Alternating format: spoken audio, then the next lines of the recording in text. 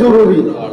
কবুলিয়ত যদি না হতো তাহলে তো দুনিয়ার দৃষ্টিতে বলা হয় আবু হাকাম সবচেয়ে সেই নবী হতো, উম্মি তো কোনোদিন নবী হতেন না। আল্লাহ কবুলিয়ত তো বড় জিনিস।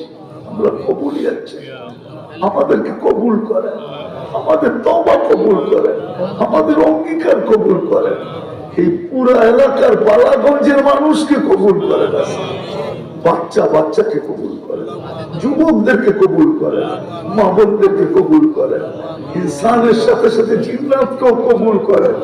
আল্লাহ সবাইকে কবুল করেন। কবুলিয়ত চাই মালিক, কিচ্ছু চাই না।